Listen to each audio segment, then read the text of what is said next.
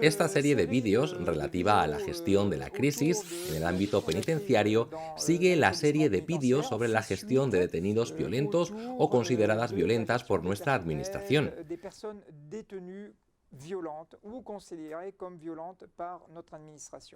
Señor Chapuz, le cedo la palabra. La gestión de crisis es el conjunto de modos organizativos, técnicas y medios que permiten a una organización prepararse y hacer frente a una crisis y luego aprender de ella para mejorar los procedimientos y estructuras de cara al futuro. Pour améliorer les procédures et les structures dans une vision prospective. Por lo tanto, es necesario definir crisis en el caso de una institución penitenciaria. En comparación con un incidente de detención clásico, una crisis en un centro penitenciario podría calificarse como un accidente o incidente con la desestabilización añadida de la estructura que podría conducir a la pérdida de la ley y el orden. Implica un aumento de las dificultades, interrupciones en las operaciones y una toma de decisiones más o menos complejas. Se trata de tipos de incidentes o sucesos que ponen en grave peligro el funcionamiento del centro. Los orígenes de la crisis pueden ser naturales, industriales y a menudo intencionales en un centro penitenciario. Esto se puede traducir en un motín, un ataque al centro, una toma de rehenes, una negativa colectiva a reintegrarse, un daño climático o desastre natural, perturbaciones externas en las proximidades de un centro penitenciario, una fuga o intento de evasión, el asesinato de una persona privada de libertad. Los parámetros de la crisis se definen por un acontecimiento grave e imprevisible que suponga un desafío importante para el buen funcionamiento del centro y de la institución. La situación está en contraposición con el marco operativo de referencia y esto es lo que causa la desestabilización de los profesionales. De hecho, la pérdida de la referencia y el alto grado de incertidumbre generan la ruptura del equilibrio. Por consiguiente, es urgente resolver la situación, que suele producirse de forma degradada, especialmente durante los fines de semana. La situación de crisis también generará, en consecuencia, estrés para los profesionales. El estrés es la condición de tensión provocada por una interacción particular entre el individuo y su entorno, desencadenada por una perturbación del equilibrio en un momento dado de su historia, según Dominique Oro, médico formado en medicina funcional. Esta definición corresponde a la del padre del estrés, Hans Selye, que la define como toda respuesta del organismo debida a cualquier solicitud o petición realizada a dicho organismo. Gracias, Michel, por esta definición tan clara relativa al estrés.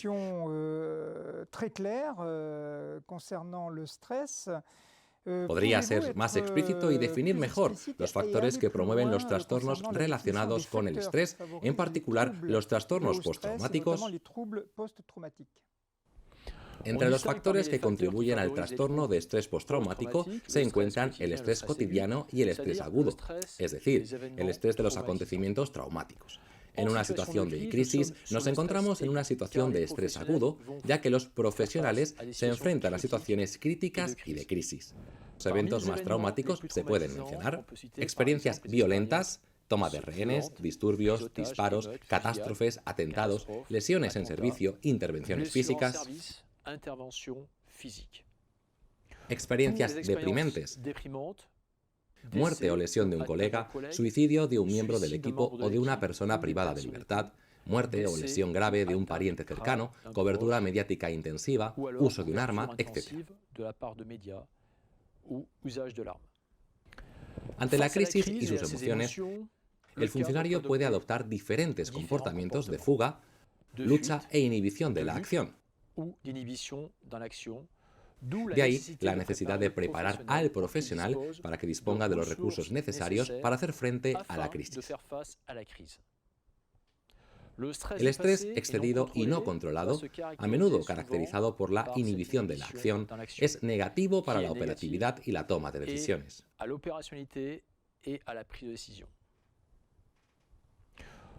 Este estrés negativo, que es costoso en energía, ralentizará la toma de decisiones y motivará una pérdida de iniciativa y errores de apreciación por dificultades de concentración. También ocasionará que no se ejecuten las órdenes, el sujeto ya no escucha las órdenes correctamente. Por último, hay que prestar atención al efecto túnel, especialmente en relación con la visión. El estrés positivo, por el contrario, es adaptativo y permite movilizar los recursos de la gente y aumentar la atención. Al aumentar las capacidades y centrar la atención en los elementos más relevantes de la situación, ayuda a movilizar la memoria, el juicio, la voluntad, el espíritu combativo. Al mejorar la toma de decisiones, promueve el rendimiento de la acción y es una ventaja cuando optimiza el potencial individual. En la crisis encontramos diferentes tipos de comportamiento relacionado con el estrés entre los responsables de la toma de decisiones. Están los seguidores que se refugian detrás de la decisión de la mayoría y los derrotistas que se oponen a tener una coartada en caso de fracaso. Llegamos ahora al puesto de jefe. ¿Cuáles son las cualidades necesarias para que un responsable pueda manejar una situación de crisis y dirigir a sus equipos?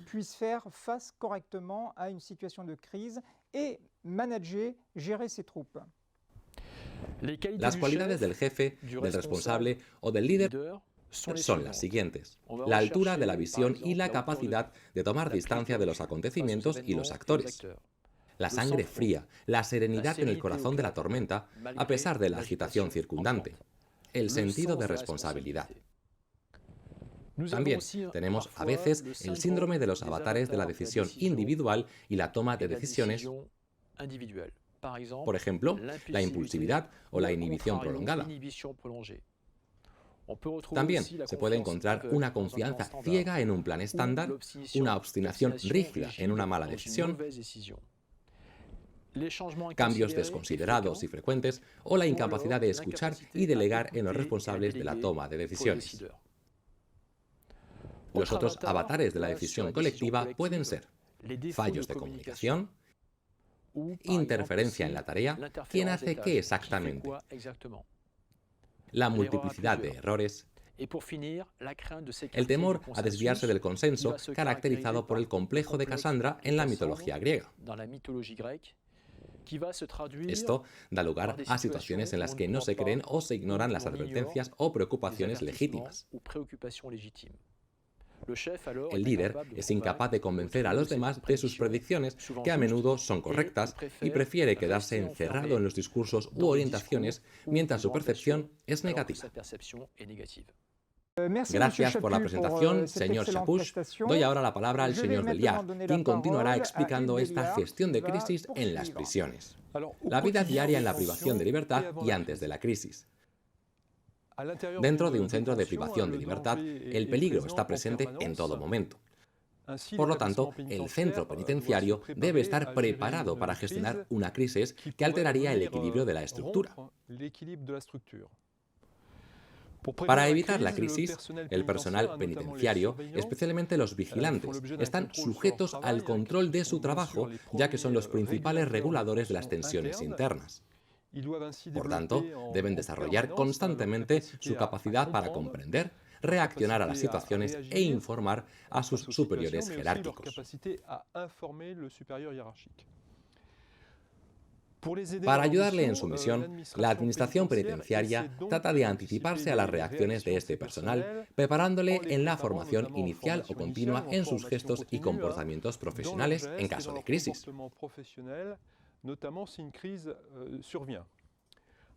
En efecto, en caso de crisis, el centro debe modificar sus operaciones habituales para establecer el estado de alerta. Por consiguiente, para responder al problema que puede surgir en una situación de crisis, el personal debe saber de antemano cómo reaccionar y qué hay que hacer. Por lo tanto, cada centro establece con antelación las acciones del personal en diferentes planes. Gracias, Hugues. ¿Podrías explicarnos más detalladamente esta cuestión relacionada con los planes? ¿Quién redacta los planes y a quién están destinados, sobre todo, los planes de intervención? Hay dos planes. El primero debe ser determinado y desarrollado en cada centro. Este es el plan operativo interno. El segundo plan se elabora con la prefectura. Se trata del plan de protección e intervención. Ambos planes deben ser proporcionados y estar validados por las autoridades competentes. El director del centro, bajo la supervisión del director interregional, es quien debe elaborar el plan operativo interno. El plan de protección e intervención debe ser elaborado por el director del centro, pero, por supuesto, bajo la responsabilidad del prefecto, que es el garante del orden en el departamento. Gracias a estos dos planes se puede resolver cada incidente de la mejor y más rápida manera posible. Se trata de procedimientos formalizados que todo el personal ha de conocer. Esto se recuerda en el derecho interno, en la circular sobre el uso ilícito de la fuerza y las armas en los centros penitenciarios, en la que se exige a los jefes de los centros que elaboren ese plan, pero sobre todo que lo actualicen a la luz de las recomendaciones formuladas, por ejemplo, sobre el uso de las armas.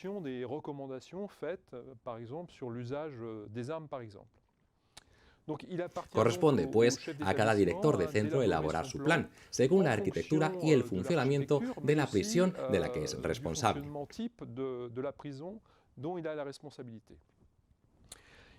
Si bien se tiene en cuenta la arquitectura de la estructura, es necesario que el método utilizado considere la presentación de los planes recomendados por la autoridad supervisora para que la presentación sea uniforme para cada centro. Así, cualquier profesional trasladado puede tener en cuenta el tipo de plan.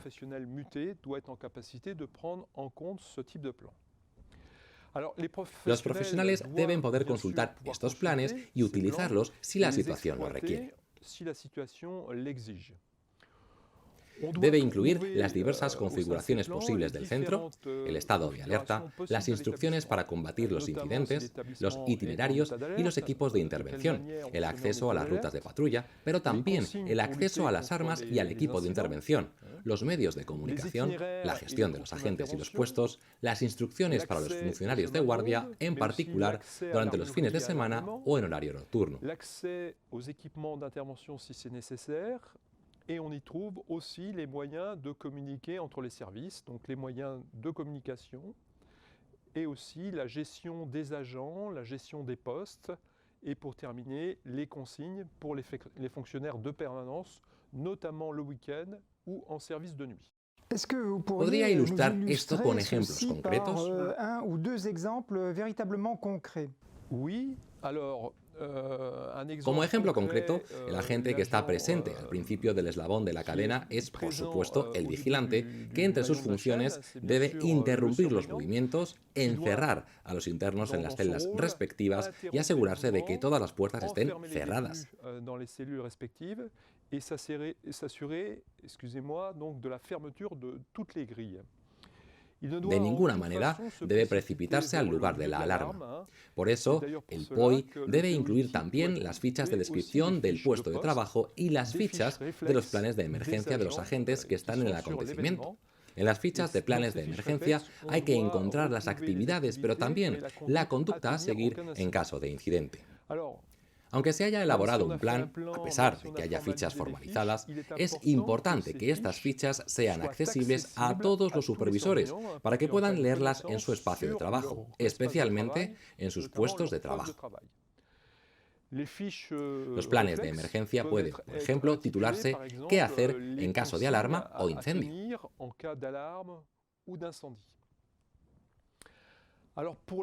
Para una gestión de una crisis satisfactoria no basta con tener planes de acción o procedimientos formalizados. Es necesario establecer ejercicios para aplicar los diferentes planes, el plan operativo interno, pero también el plan de protección e intervención. El reglamento penitenciario destaca en una circular interna que el plan operativo debe hacerse con regularidad y al menos una vez al año para que todos puedan prepararse para la situación de crisis. Porque nos damos cuenta de que la mayoría del personal, especialmente los agentes experimentados, creen que conocen la situación y que adoptan la actitud correcta en una situación de crisis.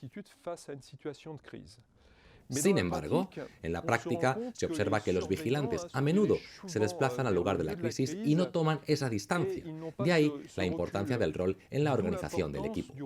La dirección debe estar presente para acompañar al personal, recordándole que hay una ficha que contiene la descripción del puesto de trabajo y otra con un plan de emergencia que hay que respetar.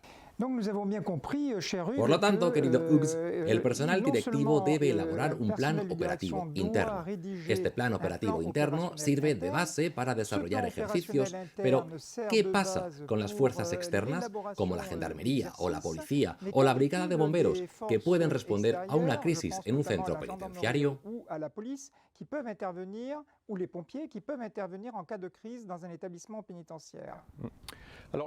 El plan operativo permite mantener el orden internamente tan pronto como perdemos el control, y es entonces cuando se pone en marcha el plan de protección e intervención, especialmente en lo relativo a la gestión de crisis. Así que este plan de protección e intervención, bajo la autoridad del prefecto, es lo que estaba diciendo antes, permitirá organizar la intervención de las fuerzas de seguridad. Así que aquí también, al igual que en el plan operativo interno, tendremos que hacer ejercicios con las fuerzas de seguridad, con los bomberos, para medir las diferencias entre el plan formalizado y la situación real. También se prevé la realización de simulacros de intervención con organismos de represión especializados, en particular las unidades de intervención de la gendarmería o la policía para centros de seguridad en estructuras bastante sensibles. Además, desde 2003 contamos con equipos regionales de intervención y seguridad, ERIS, propios de la Administración Penitenciaria, que han sido formados en intervención y que actuarán tanto a nivel operativo como a nivel de operaciones de intervención. Es evidente que estos planes deben formalizarse, pero solo son relativamente eficaces si no hay ejercicios regulares establecidos por el director que den tiempo al personal para que pueda reaccionar.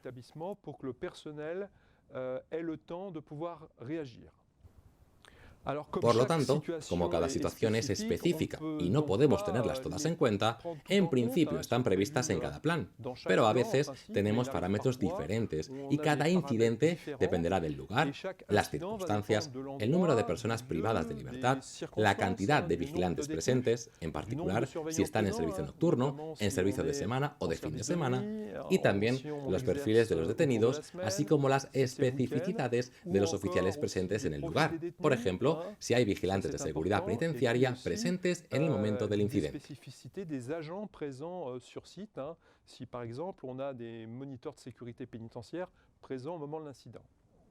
Gracias, Hugues, por esta excelente demostración que nos ha permitido entender cómo funcionan los diferentes planes de protección en los centros penitenciarios.